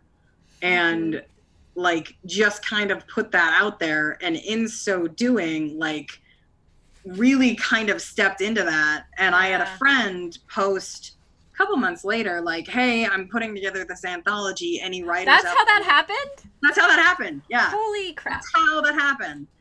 He put this out there that, who wants to participate? And I was like, duh! Yeah. And, now I have. Like, yes. Show it. I've got volume 1 and 2. Woohoo! It's so badass. That feature, my story, and it's so I'm a published writer now. Yes, you are. Yeah. But yeah, it's one of those things where this anthology that's, coming out, I'm now published once a year for the next 2 years. Yeah. Because I participated in this. And it's one of those things where, thanks, Charlie. It's one of those things where when you put yourself out there, things align to help you. Yep. The universe never helps anybody half so fast as the people who are helping themselves. Yeah, totally. And it's something that I've seen so much evidence of it. I know. Hi. Hi. And what it's all about is really just trying, Yeah, it's important. Yeah. Like that is proof that this is how we make the world a better place. Absolutely. Right, because that anthology exists now. Your addition to that exists now only because you showed up. Yes. And exactly. Like, now that work can change lives. Yeah. Right. And like expand perceptions and all that kind of stuff, and really change. It's amazing, and it's so simple. It's so simple. Well, and if I had known that that's what it took to like get on the board, so to speak, like, you know what I mean? And so it's all about what you're willing to allow yourself, Yeah.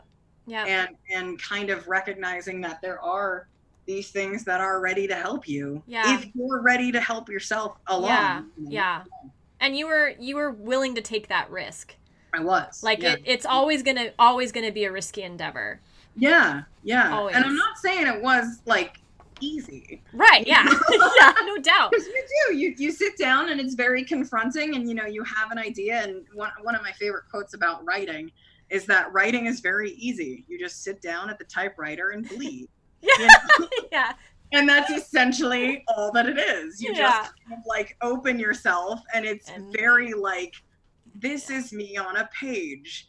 Yeah. Please be nice to it. Yes. Yeah.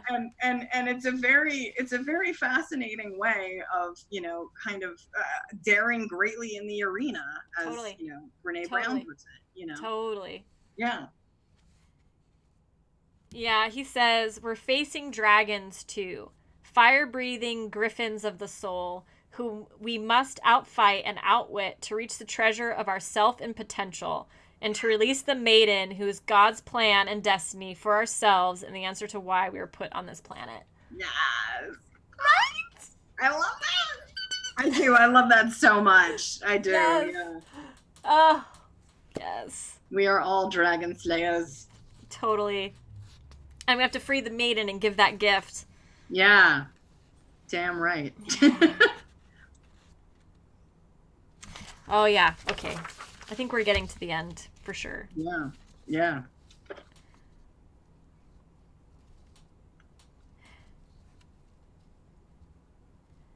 Yeah, so I did a stream a little while ago against about Memento Mori, which Oh, is about remembering death.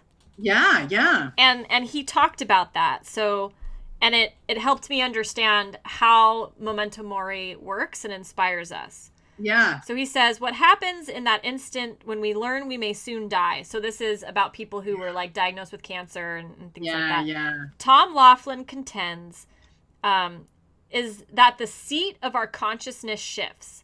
It moves from the ego to the self. The Yeah. world is entirely new, viewed from the self. At once we discern what's really important. Superficial concerns fall away, replaced by a deeper, more profoundly grounded perspective.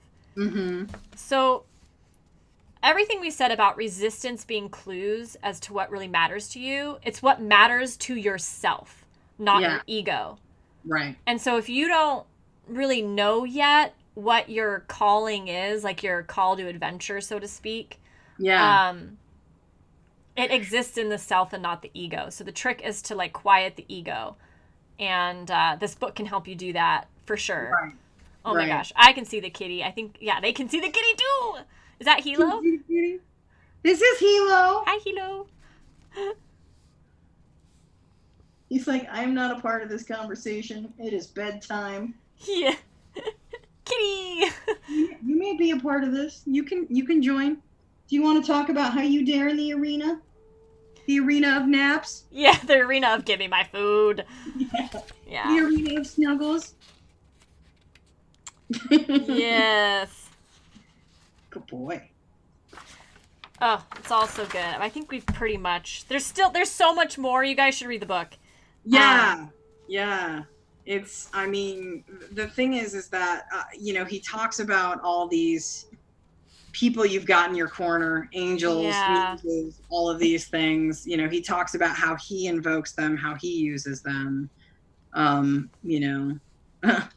also really do appreciate, the contempt for death. Yeah. Yeah. He talks about that, that is the supreme warrior virtue. But for artists, in any form, artists, that it's contempt for failure, Yeah. Right. Yeah. Yeah. They're the same thing. And only the real failure is like, the only failure is like not actually like trying. Doing it. Yeah. Yeah. Absolutely. Absolutely. Yeah. Yeah. Like using this to create a helpful version of like your personal version of success and failure. Yeah. Success is trying, failure is not trying. Yeah. Like as simple as that. Go get to work now. Yeah. know? Yeah, definitely. Okay, a couple more that I wanted to have to wrap Yes. up, if that's okay with you. Please. So we often talk, I should say, like, I think it's really, really common, because I know I feel like this sometimes, that Yeah. I think what my calling is asking me to do is selfish. Yeah. And he addresses that. He says, creative work is not a selfish act or a bid for attention on the part of the actor. It's a Right. gift to the world and every being in it. Don't cheat us of your contribution. Give us what you've got. Yeah. Right? Yeah. I love that. And he, like as he so sublimely does, he, like, makes it a little bit more violent or, like, Yeah. a little bit more, like, hard. And he Yeah. says, it may help you to think of it this way. If you were meant to cure cancer or write a symphony or crack cold fusion and you don't do it, you not only hurt yourself, you even destroy yourself. You Yeah. hurt your children, you hurt me, you hurt the planet. Yeah. Right? Yeah. Like, Absolutely. and I guess the last one I want to say is he questions us. He goes, are you a born writer? Were you put on earth to be a painter, a scientist, an apostle of peace? In the end, the question can only be answered by action. Do it or don't do it. I know. Yeah. I love that so much. Yeah. Oh, I do. Yeah. Don't cheat us of your contribution. Give us what you've got. Yeah. yep. Yeah. I think that that's so very true. I mean, there's this thing that we talk about in the metaphysical realm, Yeah. which is, you don't know what you don't know. Mm-hmm. And so often what you don't know is that just by being you, you're impacting other people. They may Mm-hmm. never tell you, stuff like that. The some of the stuff that's come to me has been some of the lame stuff that I do.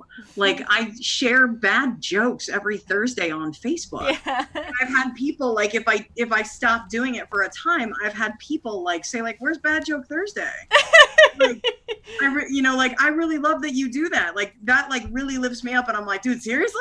Yeah, you're I'm like, sharing like tell dumb me that and I'll keep doing it. yeah, like Yeah. and stuff like that. But like just like the fact that that's happening for some reason, like it reaches people, Yeah. and there are things about that like create an impact. You don't know who needs what you've got, but Exactly. good God, don't deprive them of it. Yeah, yeah. Yeah. Yeah, none of us can predict how our gift and contribution will make a difference. We just know that it Right. will. Absolutely. Yeah. You And if know. you've got that compulsion that won't leave you alone, that still small voice that he says, Mhm. listen to it. Yeah, do. You'll be Yeah, you'll take more beatings, but you'll be happier. It's a weird absolutely. paradox. Absolutely. Yeah. Definitely. Yeah. Yeah. Like my pirate. Yeah. I love your pirate. Thank you. Pirate you just Um like you let me know. Yeah. um so yeah, I mean I think that's a good place to leave it. We went a lot longer than we intended. It's really late where you are and you have to work Yeah. tomorrow. Which is why the bedtime police is after me. Yeah, and I have to feed my puppies. I have not done that yet. Yes. So I definitely want to say, like, this is Upright Oracle, right? You can follow her for all of her intuitive stuff. And you can follow her under her pin name, Ralph, for all of her creative stuff. So Yes. she's awesome, as you guys can tell. And Thank you. I would love to do this with you